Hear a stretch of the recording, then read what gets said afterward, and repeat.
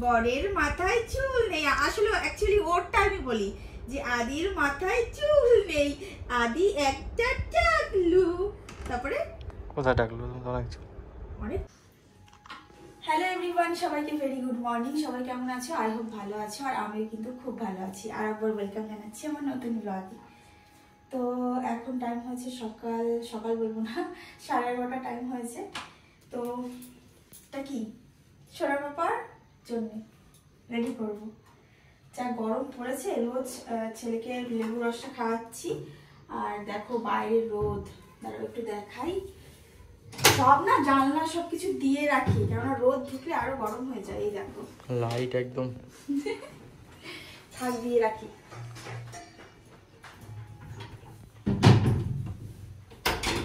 তো চলো আমার ছেলেকে কিভাবে এই গরমে কেয়ার করছি আজকে এই ব্লগে শেয়ার করবো, তোমরা দেখতে থাকো, ঠিক আছে? তো লেবু দুটো আমি কিন্তু ভিজিয়ে রেখেছিলাম, আর ওর ফল যত সম্ভব আমি পারি, মানে যতটা চেষ্টা করি যে ফ্রিজে না রাখার। রোজ দিনেরটা রোজই খাইয়ে দিই। তোমাদের দাদাভাইকে বলি দুটো দুটো করে আনবে, বেশি আনার দরকার নেই।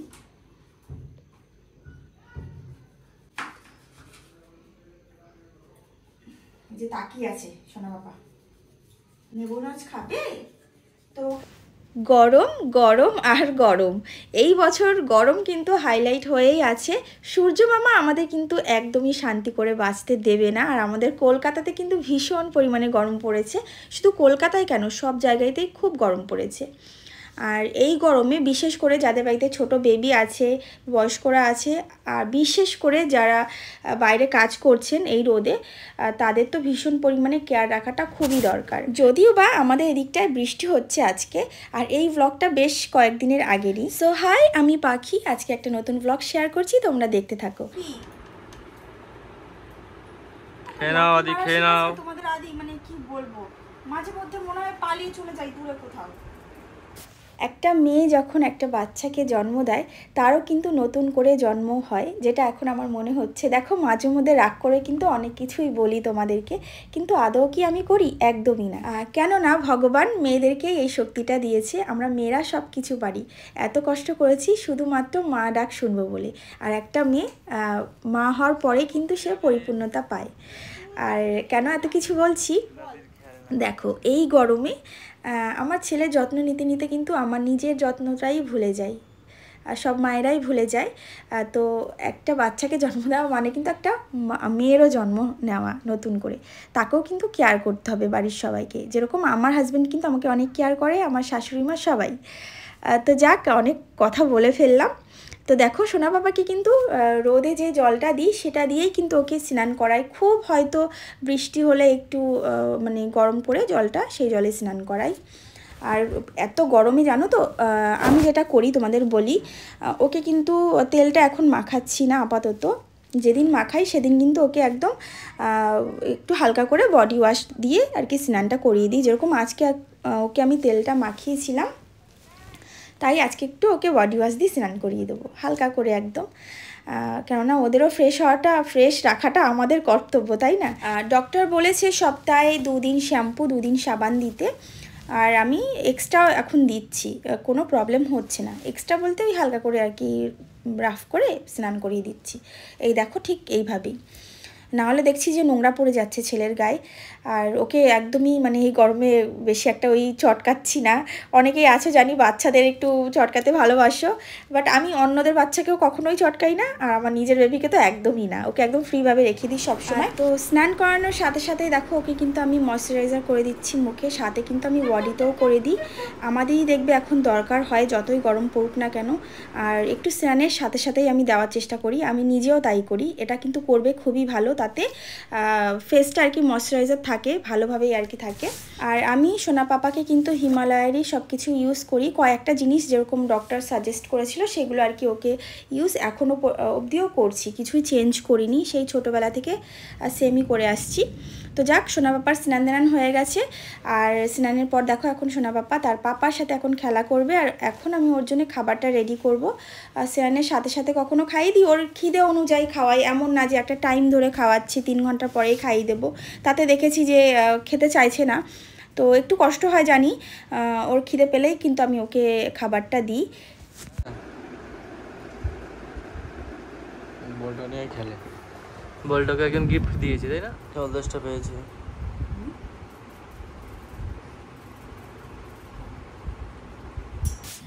তো আজকে যেমন ওর কিন্তু খিদে পাইনি, যেহেতু আমি 11:30টার সময় স্নানটা করিয়ে দিয়েছি, তার আগে ফলের রস খেয়েছিল। তো দেখলাম ছেলের তো খিদে পাইনি, তো ওকে একটু জল খাইয়ে দিয়েছি। প্রতি আধ ঘন্টা অন্তর অন্তর ওকে জলটা খাইয়ে দিই, একদম অল্প অল্প করে 5 চামচ 3 চামচ, যেরকম ও খেতে পছন্দ করে সেইভাবে ওকে খাওয়াই, সেই অনুযায়ী। এরপর চলে এসেছি আমি হচ্ছে রান্নাঘরে সোনা পাপার জন্য খাবারটা বানাবো। যখন বানাই তখনই আর কি সাথে সাথেই খাইয়ে দিই, আধা ঘন্টা টাইম লাগে। আজ আমি ওর জন্য বানাবো হচ্ছে খিচুড়ি, আর সবজিটার পরিমাণ বেশি রাখি সবসময়, অল্প একটু চাল দিই আর অল্প একটু ডাল দিয়ে দিই।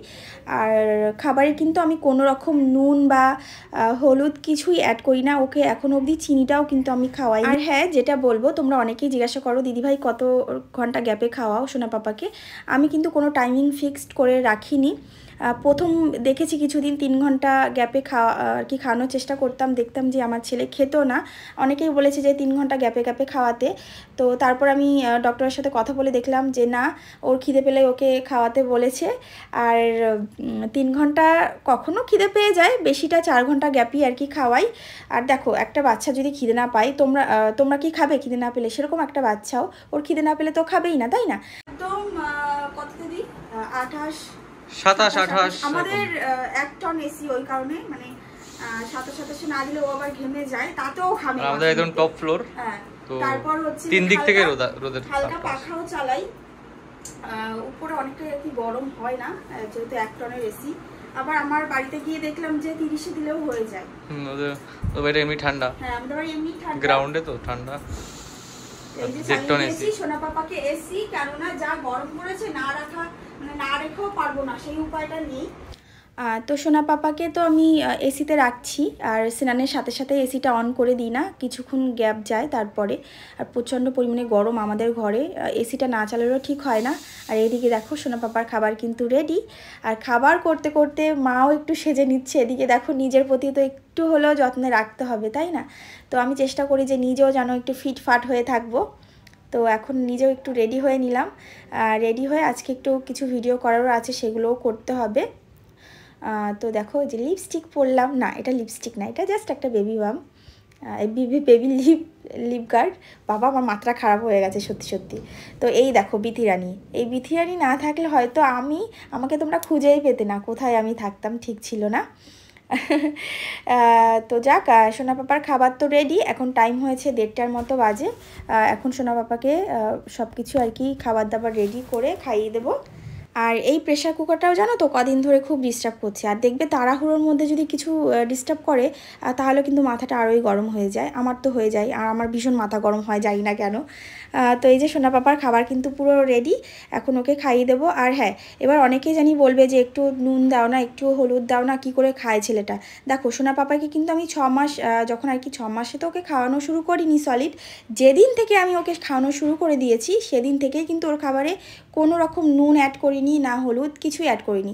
তো বাচ্চা ওকে যেরকম খাওয়াবো ও কিন্তু সেরকমই খাওয়া শিখবে। প্রায় 1 বছর দিতে বারণ করেছে ডক্টর, তো কী হিসাবে দিই বলো তো মা হয়? অনেকেই বলে যে একটু দে একটু দে, বাট আমি দিই না কখনো। আমার ছেলে কিন্তু খেয়ে নেয়, কোনো অসুবিধে করে না। এবার দেখো, সব বাচ্চা তো সমান না, অনেকে আছে খেতে চায় না। এবার যে যার মায়ের তাদের ব্যাপার, তাদের বেবি, তাই না? সে নিয়ে আমার কোনো অসুবিধে নেই। আমি আমার ছেলেকে এখনও নুন হলুদ কিছুই খাওয়াচ্ছি না। ওকে আমি জোর করে খাওয়াই না, ও খেতে চাইলে করে, তবেই আমি ওর মুখে দিই। একটু টাইম লাগে ঠিকই, বাট চেষ্টা করি যে ও নিজের হাতে খাওয়াটা শিখুক।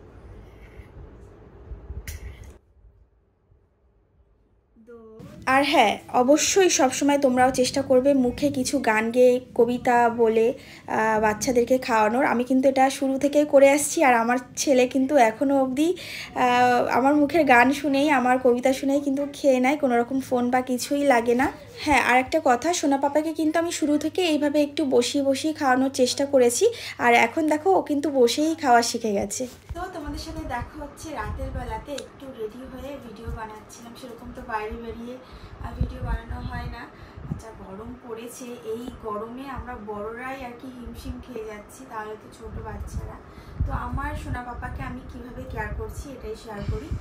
তো প্রথমত প্রচুর পরিমাণে জল খাওয়াচ্ছি। প্রথম কদিন না আমি বুঝতে পারিনি, একটু জলটা কম খাওয়ানো হয়েছিল, টয়লেটে একটু দেখলাম যে প্রবলেম হচ্ছে। তোমরা অবশ্যই কাউন্ট করবে 8 থেকে 10 বার যেন টয়লেটটা হয়। তো জলের সাথে সাথে ফলের রসটা, যেমন মৌসুমি লেবুর রসটাও খেতে ভালোবাসে, ওটাই দিচ্ছি।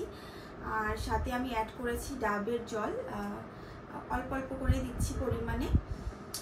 তো একটু লিকুইডে আর কি ওকে বেশি দেওয়ার চেষ্টা করছি। খাবারটা যেরকম খাবারের পরিমাণটা ও যদি খেতেও চায় তার থেকে একটু কমই দিচ্ছি, কেননা দেখছি যে এরপর বমি করে দিচ্ছে ও। তো একটু পাতলা করে খাবারটা খাওয়াচ্ছি, খুব একটা গাঢ় আর কি দিচ্ছি না গরমের জন্যে।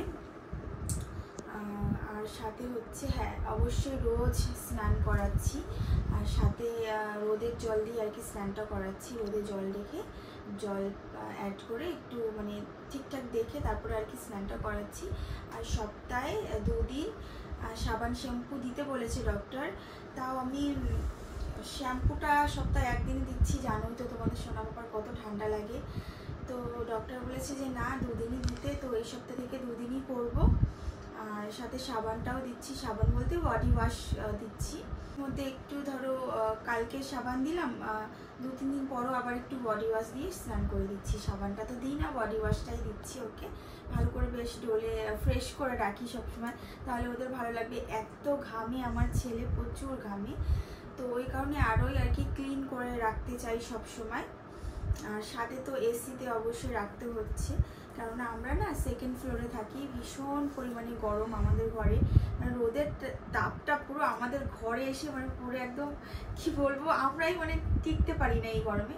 আর এসিতে রাখতে হচ্ছে, ওই কারণে ওই 27-28 এরকম দিয়ে একদম হালকা করে পাখা চালিয়ে দিই, ব্যাস ওইভাবেই রাখছি।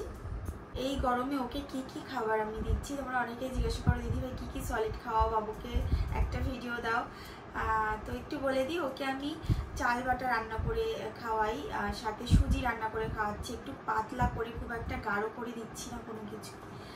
আর সাথে তোমার খিচুড়িটা খাওয়াচ্ছি, সবজির পিউরি রাখি, সবজির পিউরির মধ্যে একটু চাল ডাল অ্যাড করে দিই, ওই খিচুড়ি হয়ে যায়। ও তেমন একটা সবজির পিউরি না খেতে পছন্দ করে না, ওই কারণে একটু চাল ডালটা অ্যাড করি। আর সাবু রান্না করে দিচ্ছি, তারপর মা মুড়ি বাটা করে দিয়েছে, মানে মুড়ি মিক্সিতে বেটে রেখেছে, সেটা আর কি হালকা দুধের মধ্যে অ্যাড করে খাওয়াচ্ছি। আর সাথে তো ব্রেস্ট ফিড অবশ্যই করাই আমি, যখন ওর ডিমান্ড হয় বা মনে হচ্ছে জলটা খেতে পছন্দ করছে না, সেদিন আমি ব্রেস্ট ফিড বেশি করিয়ে দিই, কেননা ও জলটা খেতে সেরকম একটা পছন্দ করে না, ওই কারণে।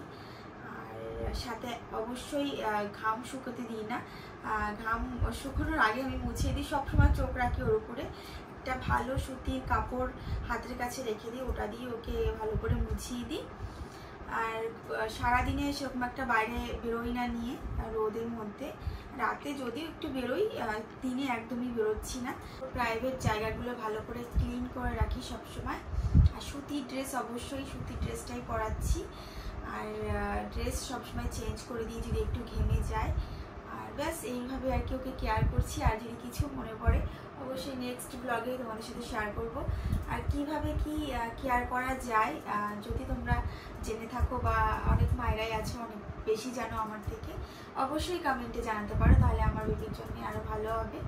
তাহলে আজকের ব্লগ এইটুকুই, তোমরা চাইলে এভাবে তোমাদের বেবিদের কেয়ার করতে পারো। তাহলে আজকের ব্লগ এখানে এন্ড করছি, দেখা হচ্ছে নতুন ব্লগে। সবাই ভালো থেকো, সুস্থ থেকো, সবাইকে গুড নাইট।